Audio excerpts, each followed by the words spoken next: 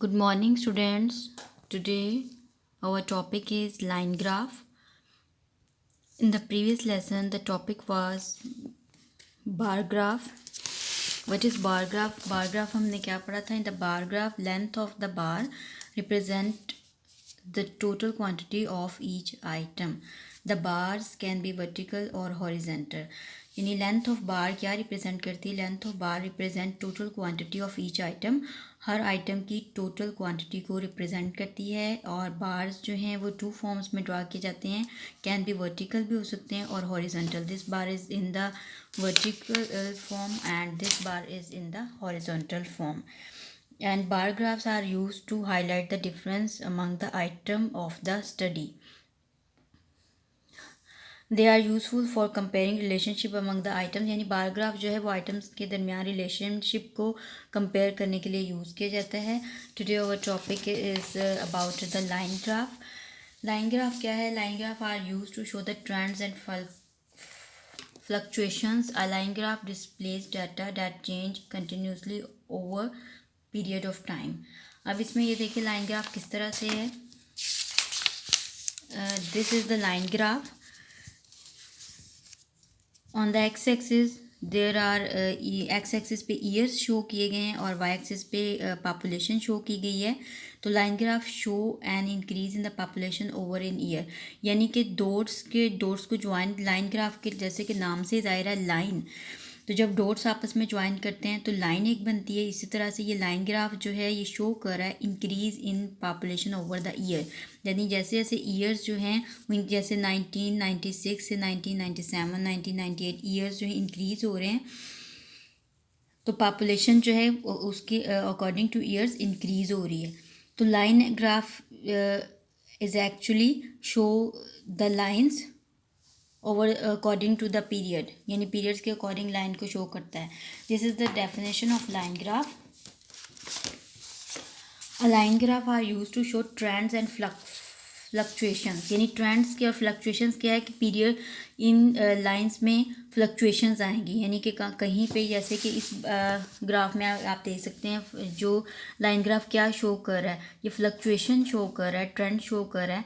यानी अप से डाउन की तरफ आया, डाउन से अप, फिर अप से डाउन, डाउन से अप से डाउन. इसी तरह से ये फ्लक्चुएशंस हैं. यानी एक स्ट्रेट पीरियड में नहीं जा रहा. Line graph show the fluctuation and the line graph display data that change continuously over period of time. तो लाइन ग्राफ जो है वो display the data that change continuously over period of time. Period of time जो over period of time change होता रहता है data.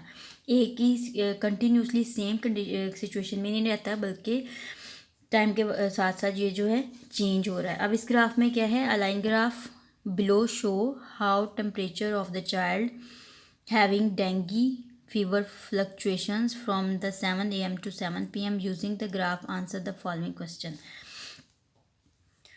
On the x-axis there is the time show. On the y-axis the body temperature in centigrade. x-axis पे time show किया गया है और y-axis पे बॉडी टेम्परेचर इन सेंटीग्रेड में है. टाइम क्या है? जैसे 7 AM 8 AM 9 AM 10 AM 11 AM नून, आगे 1 PM 2 PM 3 PM. नेक्स्ट है बॉडी टेम्परेचर इन सेंटीग्रेड 36 37 38 39. ये बॉडी टेम्परेचर्स हैं. अब इनमें क्वेश्चंस क्या है? When was the child temperature highest. सबसे हाईएस्ट टेम्परेचर चाइल्ड का कब है? His temperature was highest as 10 AM. आप देख रहे हैं कि 10 AM पे सबसे पीक पे है हाईएस्ट टेम्परेचर बॉडी का. किस पॉइंट पे है? 10 AM. हमें टाइम बताना है. When was the child temperature the highest. His temperature was highest as 10 AM. Next है what was the child temperature at 8 AM and 11 AM. What was the temperature at 8 AM? At the 8 AM temperature is 39 degrees centigrade and at the 11 AM temperature is 37 degrees centigrade. You can see in this graph at 8 AM his temperature was 39 degrees centigrade and at 11 AM his temperature was 37. यानी 8 AM पे 39 degree centigrade है और 11 AM पे 37 degree centigrade है. When was the child temperature 38 degree centigrade. The child temperature was 38 degree centigrade at 38 degree centigrade पे child temperature का time बताना है. When was the child temperature 38 degree centigrade. The child temperature was 38 degree centigrade at 9 AM and noon. 9 AM पे जो temperature है वो 38 degree centigrade है. Next exercise on the page 202, practice 7D, level 1. The following graph show Imran text messages in the week. How many text messages did he send on Wednesday? This graph show on the x axis पे days show हैं और y axis पे number of text messages हैं. यानी कि how many text message did he send on Wednesday को, यानी कि हर दिन कितने मैसेज सेंड. जैसे मंडे को 5 मैसेज सेंड हुए, ट्यूसडे को 10 5 6 7 8 और 9 8 मैसेजेस. यानी ट्यूसडे को 8 मैसेजेस सेंड हुए, वेनसडे को 6 मैसेजेस सेंड हुए और थर्सडे को 10 मैसेजेस सेंड हुए, फ्राइडे को 12 मैसेज सेंड हुए, सैटरडे को 20 एंड द संडे को कितने मैसेज सेंड हुए 15. How many text message did he send on Wednesday को कितने मैसेजेस सेंड हुए ये हमने बताना है.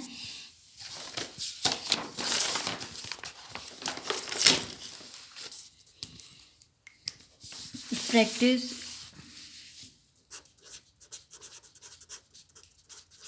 7D level 1 part A. How many text messages did he send on Wednesday? How many text messages did he send on Wednesday? Answer. From the line graph,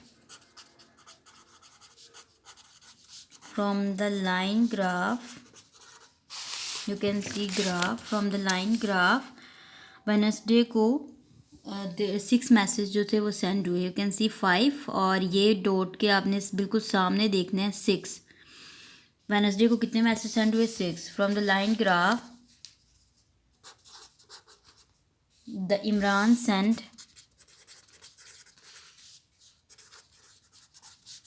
6 messages on Wednesday.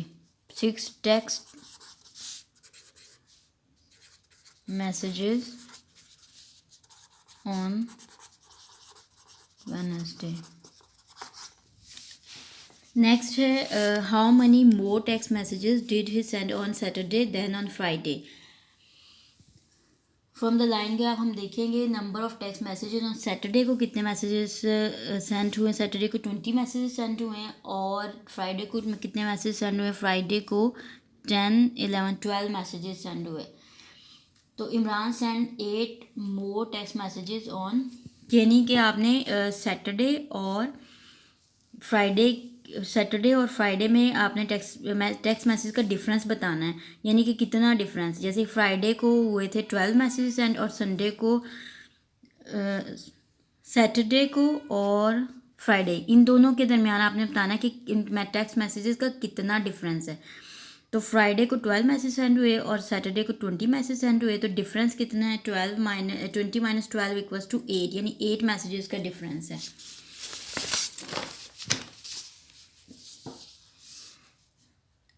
B. How many more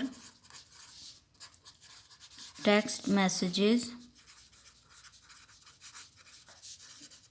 did he send on Saturday then on Friday?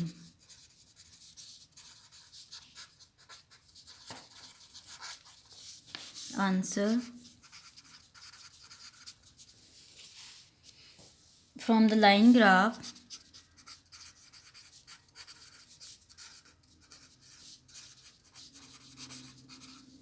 the number of text messages sent on Saturday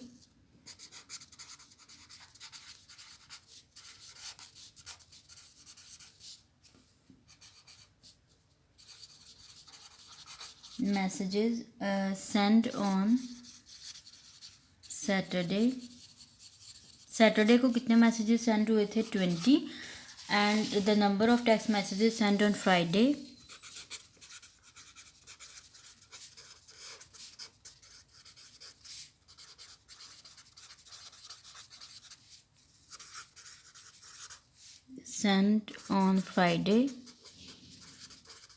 equal to 12. 20 minus 12 equal to 8. Imran sent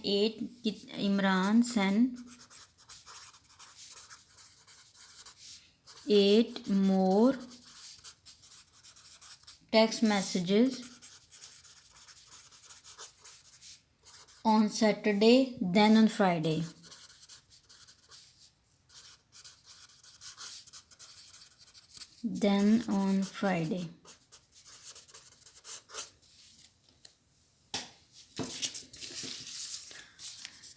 Homework is do workbook page number 106.